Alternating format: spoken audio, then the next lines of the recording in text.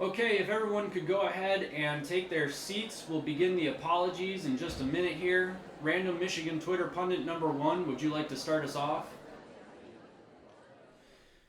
Hi, my name is Random Michigan Twitter pundit number one, and I'm a recovering Michigan football doubter.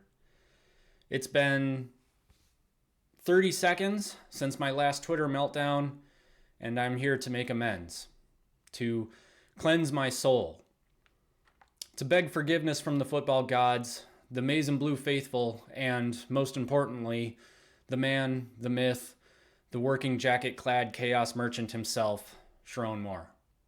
Because I was wrong. Like Rich Rod trying to run the spread offense at Michigan wrong. And I remember it vividly too. The day I first said, I don't know if Sherrone Moore's ready.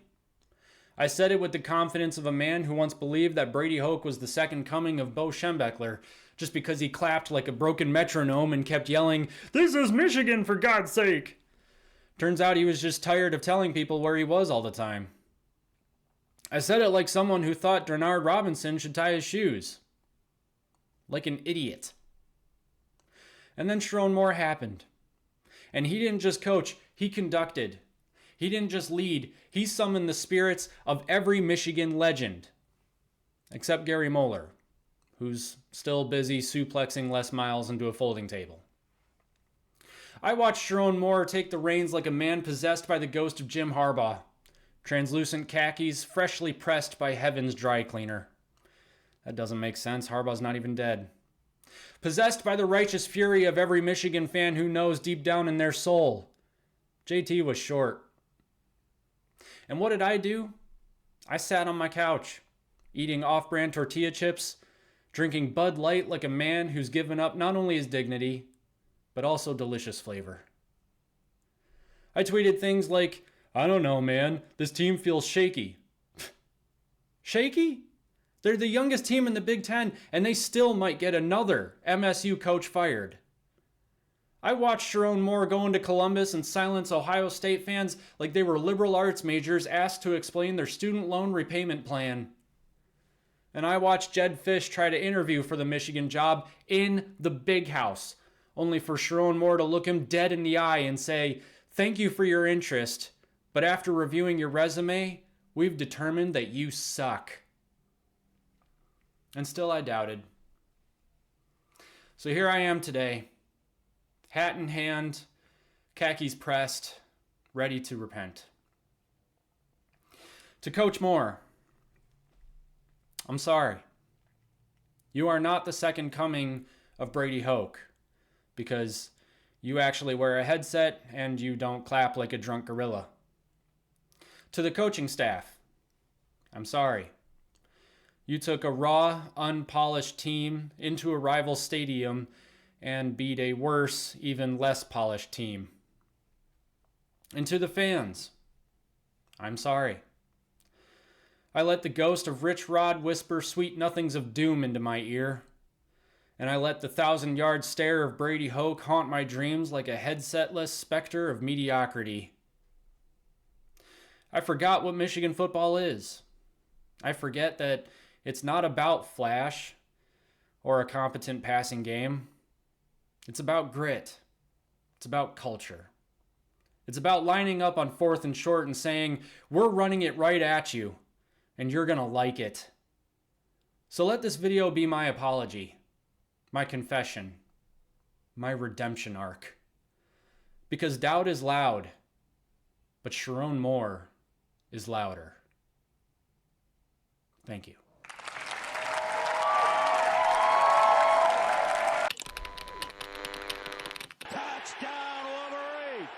You have absolutely no idea how hard it was to get all of that in one take. Welcome back to the Michigan Wolverines Team Rivalry Show. My name is Mac, and I will be your host for the evening for the very short period of time that we have left, because no doubt you will get bored and decide to click onto a different video.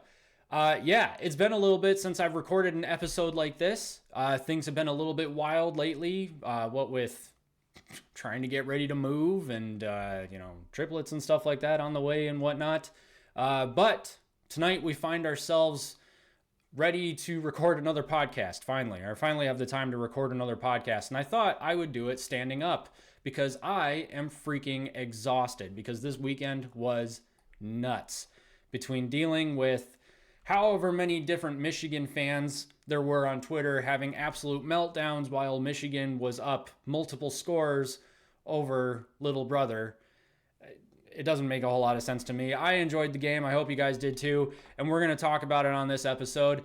If you don't mind, real quick, first, doing me a favor, go ahead and like the video for no other reason than I told you to. And that, frankly, should be good enough for you. If you're not subscribed, something like 70% of you aren't, it would mean a lot to us if you did subscribe. We're trying to build this channel up, build the community up, and put more Michigan football-related content out there. Maybe other teams, too. We like making fun of everybody. And, you can only make fun of Michigan so often because fans start to take it personally. Anyway, I wanted to offer my thoughts on Michigan's absolute destruction, not really, but kind of Michigan State. So 31-20 was the final, and I've got 5 takeaways. I'm going to start by talking about how literally all of you need to calm the heck down. Okay, I saw so many Michigan fans on Twitter freaking out because, the game started, the first quarter was 10-0, and then Michigan didn't score in the second quarter at all. Yes, that is a bummer. Friendly reminder, this is the youngest team in the Big Ten, okay? And they are 6-2, 4-1 in the conference, have all of their goals in front of them, and are very likely in a spot where they play Ohio State for their spot in the CFP, which is pretty much right where we thought they would be. Now, I will own up to it. I said at the beginning of the season that Michigan has everything that they need to go 11-0 into the Ohio State game. I was wrong about Oklahoma. Actually, given their performance recently, I feel like I was right about Oklahoma, but wrong about Michigan, which, yeah, it kind of seems like I was. We were told a lot of different things about how far along this offense was, or at least how mature Bryce Underwood is, and he absolutely is. But he is a true freshman, and there's a lot there that still needs to be polished up. He made some questionable throws against Michigan State. There were a lot of those questionable throws that I actually thought was rather decent defense, and a lot of the overthrows that you saw from Bryce Underwood were maybe him trying to put the ball in a spot where only the wide receiver had a shot at it, but unfortunately it was, so far over the head that neither the receiver nor the defensive back had a shot at it. So it is what it is. I actually didn't think that Bryce played that bad. I thought that he managed things pretty well, and I thought that the play calling was actually a lot better than people give Chip Lindsey and Sherrone Moore credit for. But I want to start with the defense. Defensively, I think Michigan played really well. They held Aiden Childs to 130 yards passing. I know Mekhi Frazier, I believe that's his first name, is Mekhi Frazier, or Mekhi Frazier's his last name. He had over 100 yards rushing. Not great. But he did have a couple of breakaway runs that definitely added to that. Nick Marsh, their star wide receiver, was largely not used. He was largely absent from Michigan State's game plan. He had the 6 receptions, so I guess not absent from the game plan, but he didn't really do a whole lot. There was a point well into the first quarter where Michigan State had not gotten a first down just yet. They started so far behind the 8 ball that they were going to have to play catch up the entire game, and they're not a team that is built to play catch up with a team like Michigan that has as good of a defense as they do. Credit to Wink Martindale for adjusting the game plan. He did not blitz nearly as much, and I think that was very important. The defensive line for Michigan, I think is still pretty good. But that being said, it is really easy to get beat, and they've gotten beat a lot this season by those screen passes, by quick passes to the outside, to the perimeter, some of those slants that come inside. And it's because opposing offenses have gotten really good at filling the gap left by whatever linebacker is blitzing. And Wink Martindale just stubbornly continued to blitz against USC, and USC picked them apart. Jade Maeva is a good quarterback. They have a lot of really great weapons, and their offense was just in the perfect spot to take advantage of that. Now, Michigan State, obviously, much more inconsistent, or I should say much less consistent. They are not nearly as good of an offense. No disrespect to them. They're just not there yet. But it's not like that they're completely incompetent either. I mean, Aiden Childs is very talented. He's a very talented quarterback, and in my humble opinion, deserves a lot better than what's going on at Michigan State right now. And it's interesting, I guess to go off on a little tangent here, what's happening at Michigan State doesn't make a whole lot of sense because I thought Jonathan Smith was actually a really good hire for them. I don't remember off the top of my head what Jonathan Smith's tenure at Oregon State was like, but I do know that a lot of people were looking at the Jonathan Smith hire at Michigan State saying, this is a good hire. Michigan better watch out. It's not worked out, unfortunately for Jonathan Smith, fortunately for the rest of us Michigan fans. But nevertheless, Aiden Childs is a good quarterback, and the game plan that I think Wink Martindale had for Michigan State's offense really worked. The only reason Michigan State scored 20 points was that last touchdown in garbage time. There was only 7 seconds left on the clock. They scored 13 points before that. But that being said, Michigan State's offense really never got a consistent foothold. And despite Mekhi Frazier's 109 yards, I thought the run defense played pretty well too. Actually, let me look up real quick. Rushing attempts. Yeah, okay, so here you go. Rushing attempts, they had 38. They only had, Michigan State only had 3 yards per rush. So I thought for the most part that Michigan's defense played the run game really, really well. I think the thing that probably killed Michigan State more than anything, though, besides the fact that Michigan just played, let's say, steady on defense, were the number of penalties. 12 penalties for 105 yards. That's wild. I mean, that is just insanely wild. They were never going to win playing as undisciplined as they played. And I know George Blaha was saying that a lot of the calls were questionable. There were a couple of calls that I saw that I thought were questionable. I'll get into that towards the end of the episode here, because there was one in particular that I was like, I don't know and it was a pretty game-changing call, and I don't know necessarily if I would have called it, but I'm not a ref, obviously, so it is what it is. Going back to Michigan's defense, though, Jimmy Rowland, holy crap. He balled out. He had an incredible game, several pass breakups, just played extremely well. He had the sack at one point, I think it was, too. Cole Sullivan had a decent game up until whatever happened with his arm. I don't believe we know just yet the extent of Cole Sullivan's injury. It does sound like he is expected to be out against Purdue, but from what I heard Sherrone Moore say at the press conference today is that it's kind of a wait and see. Okay, that's the defense, though. Overall, I thought the defense played extremely well. If I had to give them a letter grade, I would say probably a B+, because when it comes to Michigan State, I want you to shut them out. Anything less than that is failure. Not that a B+ is failure. It felt like failure to me, though. I regularly got A's in school. I'm going to talk about the offense after this sip of water.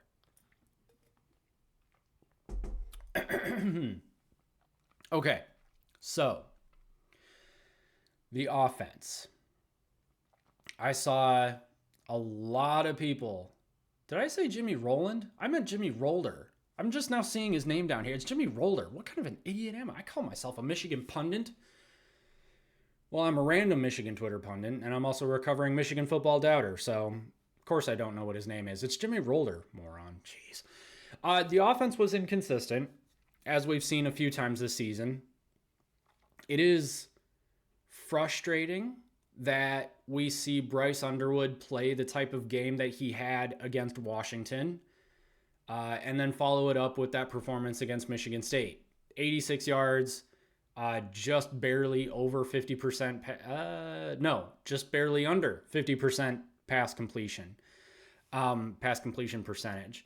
Now, some of that is still on the wide receivers. We have a really hard time getting our wide receivers open, and it makes no sense because Michigan State's pass defense is one of the worst in the Big Ten, possibly country even. So that was a little bit confusing. What was going on there? From what I heard today is that it's not on the coaching staff. The coaching staff called something like 17 RPO plays, and on 15 of them, Bryce Underwood decided to hand the ball off, decided to use the run option.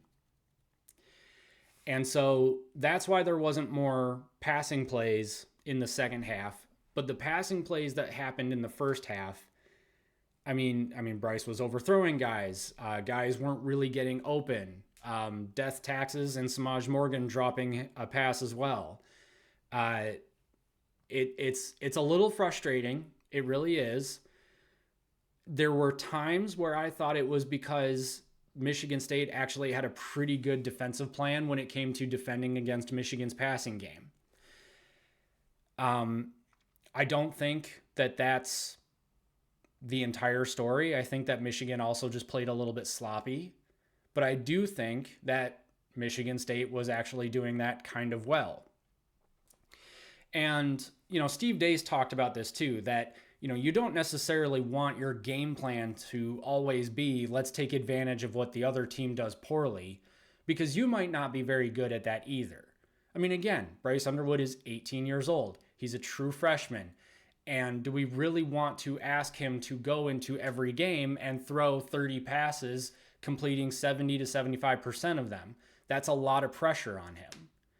And so I feel like this season, most of the games this season even, were about getting Bryce Underwood comfortable with even just being under center as a Michigan quarterback. Because baptism by fire in this type of a situation risks Bryce Underwood transferring. I mean, for instance, let's say that we went into the Oklahoma game and decided we're going to throw the ball 35 times.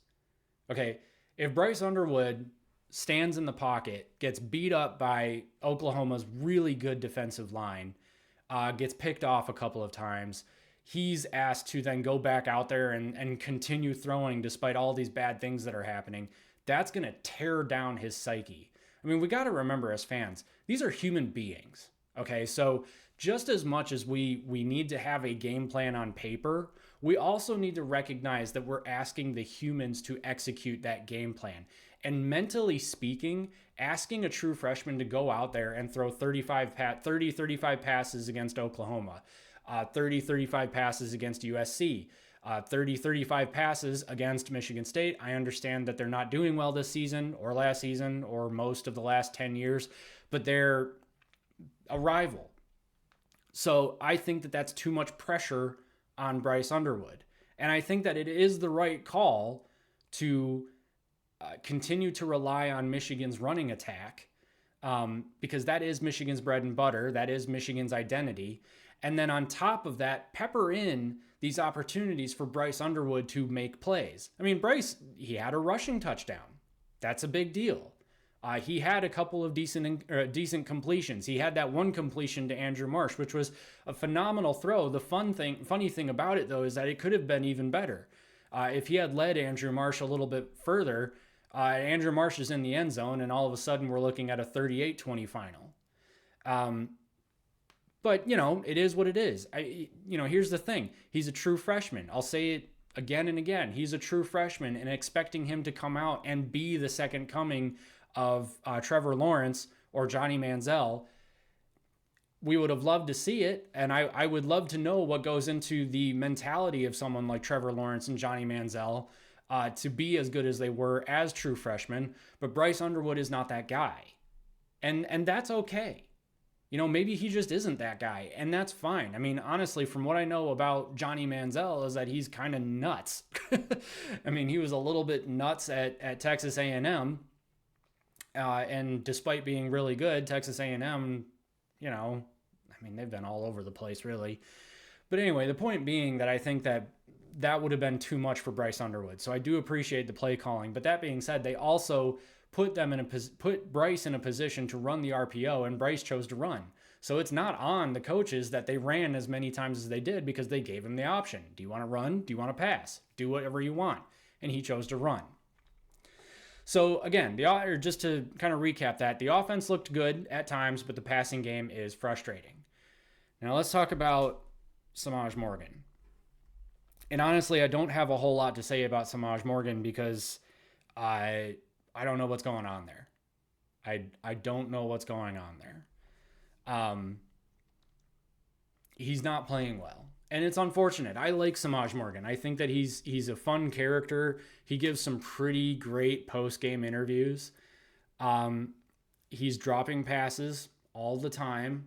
He's muffing punts. He's calling fair catches inside the 5-yard line. And then other times he's letting the ball bounce well into the red zone and giving us really poor field position.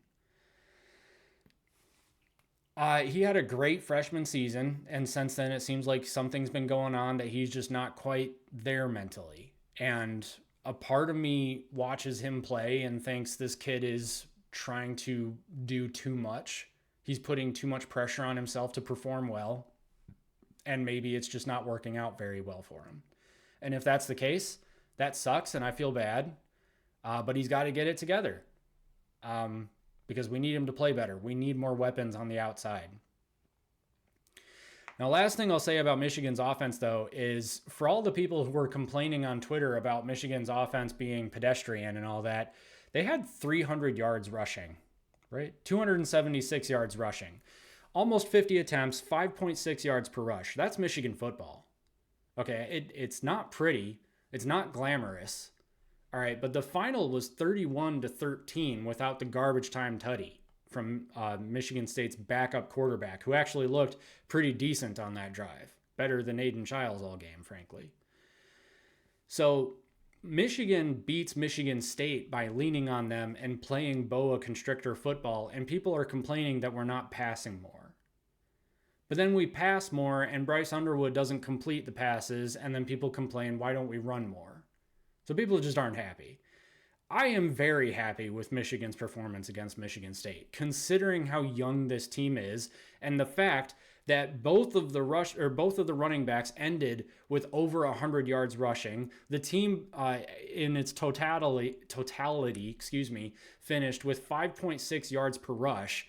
That was a great game, and frankly, that was a great game from the offensive line too. This offensive line, which for all intents and purposes is basically not much more than patchwork, has performed quite well against Washington and Michigan State. USC? No. Okay. Oklahoma? No. Kind of expected. Everybody else? I think that the rest of the season, in the wins particularly, they've performed anywhere from good to surprisingly good. Are they up to 2023, that standard? No. But for a patchwork offensive line that is full of freshmen and young players, not bad. Not bad. Marlon Klein lining up basically on Michigan State's side of the field. I'm not sure what was up with that. I get the feeling that Marlon Klein doesn't really understand what's going on sometimes.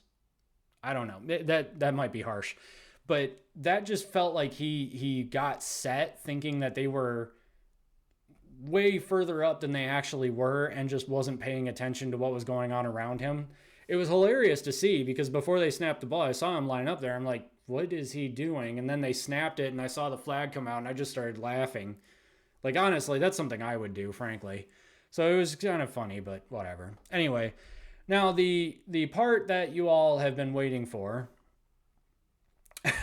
just in case you were wondering if Michigan State is a complete dumpster fire, yes, they are, because this is a post on Instagram.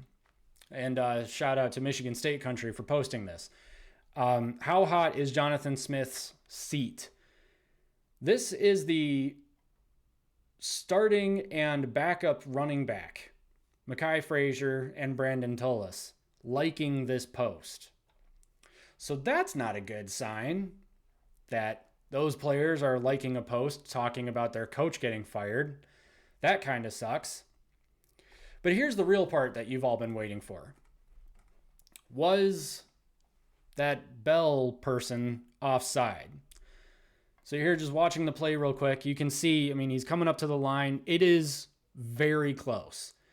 And my initial reaction when I saw the play was he offside? And the reason I had that reaction was mostly just because when you come off the edge that quickly, he made a great play, but normally when you come off the edge that quickly, it's because you were already offside. So I just kind of assumed he's got to be offsides. And then they threw the flag and called him offsides. And when they went back to the replay and looked at it, I don't know. The ball's in play there, and he's not fully across that line. It's close. And Zako here says, well, he was offside, so yeah. This doesn't really help the point. Look at the line there, and I don't think he's actually offside. Head and torso appear to cross before the ball is snapped. This is super close too, but I don't actually see the ball here. I think the ball is actually between Greg Crippen's legs at this point. I don't know. It's so anyway, my take on this is that I quite honestly don't know if he was offside. I don't think he was. But what I will say is that they do call this neutral zone infraction thing, lining up in the neutral zone and all that. And I don't know what's considered the neutral zone anymore, because I've seen people, line up like this or line up, what I think is onside and then say, oh, neutral zone infraction. And it's like, no, he's on his side of the field. What is this neutral side? It's supposed to be divided by a line. You're either on one side of the line or you're on the other side of the line. But neutral zone infraction. Okay, that doesn't make any sense. But also, is the neutral zone this wide that he would be violating that? And I can't believe I'm defending Michigan State right now. I'll be honest, I don't think it would have meant anything. I think Michigan's defense would have gotten back on the field, and maybe Michigan State would have gotten a field goal or something out of it. But I don't think that at that point in the game, Michigan State's offense was going to be able to just all of a sudden put together something consistent and take advantage of the turnover. I don't know. I don't think that it would have mattered. I also don't think that he was offsides. But that's just my take. I know a lot of people are complaining about the refs from last night, saying that they're giving, Kansas City vibes. A lot of the calls that people were saying were questionable, I don't think were actually questionable. There's one call in particular where Bryce Underwood overthrows a receiver, but the receiver jumps to try and catch it, and it's close. But you clearly see the Michigan State player grabbing all up in his face mask, holding him at one point. It was pass interference. Even if the ball was ruled uncatchable, I think you still could have called a 15-yarder for a face mask penalty. But George Blaha on Michigan State radio said, well, we just saw the replay and it's pretty obvious there was no interference there. Stop. Okay, go home, George. You're drunk. There was clearly interference on that call. I'm not saying all the calls were great, and I don't think that Michigan won because the calls, went their way or anything. I think that Michigan State is an incredibly undisciplined team. They did get multiple unsportsmanlike conduct penalties, and those are things that happen after the play. So is that on Michigan? Is that on the refs? No, that's on MSU. So I think at the end of the day, do I agree with all of the calls? No, not necessarily. Do I agree with this call? I don't think so. Does it matter? No. Michigan was going to beat them anyway. And I'm going to leave it there. So let me know your thoughts on the game. Do you think that this call changed the trajectory of the game? Do you think Samaj Morgan should be benched? And how badly are we beating Ohio State in a few weeks? Let me know your thoughts in the comments section. Don't forget to like and subscribe, and we'll catch you in the next video.